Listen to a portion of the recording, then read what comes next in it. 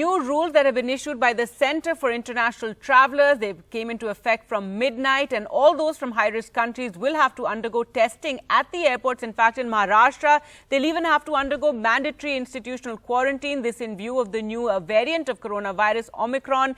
And so far, no cases have been detected in the country, so far at least. Well, to talk more about these new measures and what this variant means for India, we're joined by Professor Dr. Anita Ramesh, Senior Medical Oncologist, Apollo Specialty Hospital, Dr. Kanika Mongia, Rheumatologist and Assistant Professor, Texas Medical Center. Thank you so much for joining us. From there, Dr. Tanuj Bhatia, Public Health Expert and Director, Sri Mahant Indresh Hospital, Dehradun, and Dr.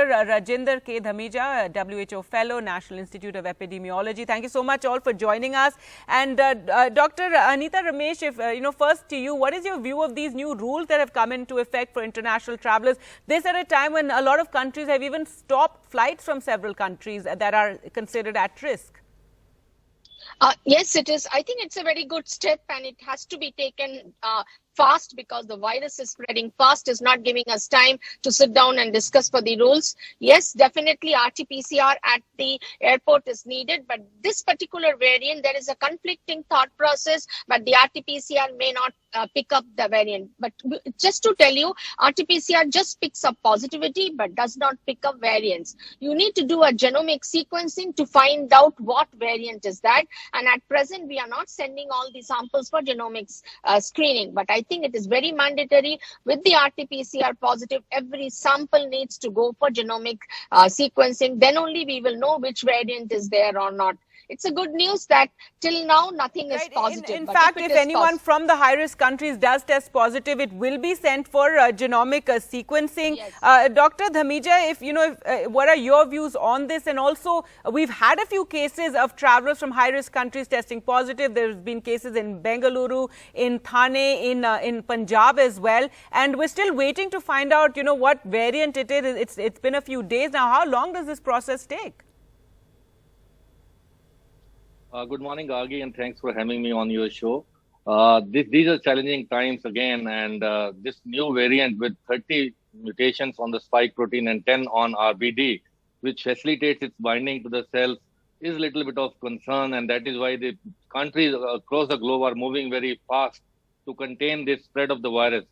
So we have few questions to answer before we make any conclusions. Whether this virus is, or whether this variant is more transmissible, whether this is more severe, whether this is causing immune escape. That means the people who already have vaccinated or have prior infection, will that invade immunity, this variant, or the vaccines would be effective or not, or the other thing is whether it can escape even the RT-PCR. So it looks like that it is little more transmissible, given the 75% of the whole cases in South Africa within a few weeks are now, they have replaced Delta and is now the Omicron. So it looks like it's more transmissible than the Delta one. About the severity, we are not sure. The initial reports from South Africa say it is mild illness affecting people less than 40 years of age. Mild symptoms like headache, fatigue, and body aches. There are few cases who are immunocompromised, unvaccinated, who have been admitted to ICU. So obviously, severity, we are not clear until that time. We keep our fingers crossed. That's something the WHO hasn't spoken about. They say there's still no clarity on transmissibility and severity of disease, but they do say there's a higher risk of reinfection with Omicron. That is, people who've had COVID can get reinfected with this. Dr. Bhatia, if you could tell us, about your views on this, and given the fact that we need to do this genomic sequencing to find out whether this variant is here. In fact, many experts feel it's just a matter of time before it's detected here in India. It could be here already. Absolutely right. The point is that we cannot go through the anecdotes only. The anecdotes are telling that it is being seen as a mild illness, but we all know that the mild illness precedes a severe illness by 1 to 2 weeks. And it is just 1 week. It was detected on 23rd or 26th of November. It was labeled as a variant of concern. So we are just 1 week into the discovery, and labeling all cases as mild so early might not be the right thing to go. I think so it's a very good step to promote more and more genomic sequencing. We should not repeat the mistake that we did with the Delta variant. It was months before we documented that Delta variant, and by the time we had spread it so far in our country, and maybe probably even to other places as well. So in this case, it is a matter of concern. It has been rightly labeled as a variant of concern, and we should respond it with more and more contact tracing, genomic tracing, until and unless we have evidence. That might be just 2 weeks hence from now, when we would be having more data. Till that point of time, all we know is that it is highly divergent, it has a lot of mutations, and it might be having an immune escape potential and higher transmissibility. As sir very rightly said, that more cases are being seen in South Africa. We have to, but we at the same time, we have to think it globally as well. We need to think that it is not a national problem, it is a global problem. So we have to do something to help other nations, also those who have underjabbed their citizens, to have more and more jabs. That's been talked about, vaccines for all, and how, you know, the world has sort of not helped in providing those vaccines to Africa. It's one of the least, the countries there are very low levels of, vaccinations. And this is why I think all of you experts keep saying we're not safe until everyone is safe. Dr. Kanika, if you could tell us about the reactions there in the United States and what steps have been taken. Hi, Gargi. Good morning. Thank you so much for having me. It's a pleasure to be here with all these experts today. The reaction, of course, like President Joe Biden said, we have to be careful, but not to panic. So that's really what we're trying to implement. I think a lot of people are worried with the holidays around the corner. And, regardless of this variant, unfortunately, the cases are going higher in the United States. We just had Thanksgiving.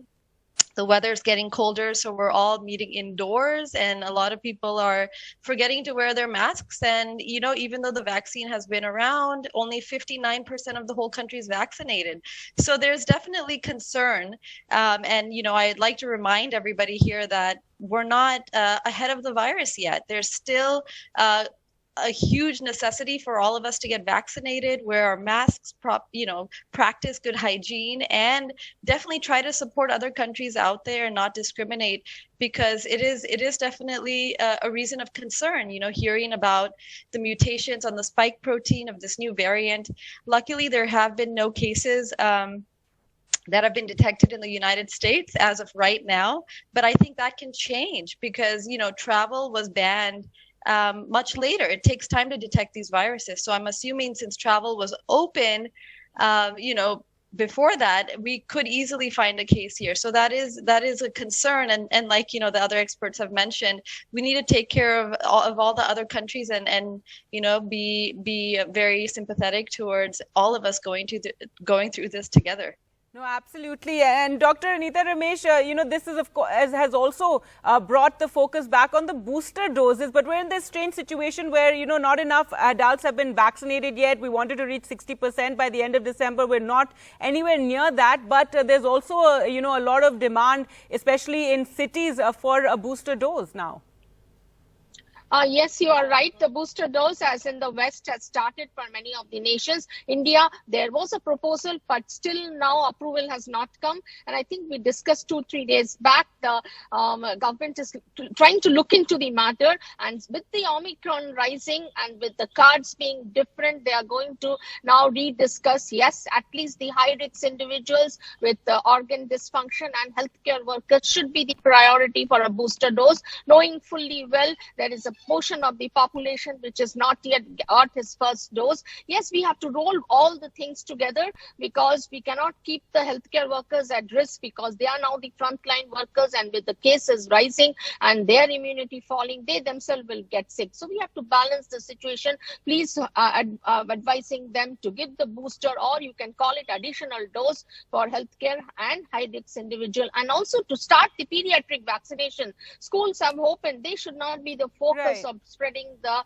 virus once again. So everything should run simultaneously, as well as restrictions, more genomic testing, and I think that is the key. We just need to have a lot more genomic testing, especially from places where we're seeing, cases erupting. We've had colleges in Karnataka. We've had cases, these sort of eruptions happening here and there. And we need to do more genomic sequencing to know whether this variant is already in the country. Well, thank you so much, all doctors, for joining us on the program.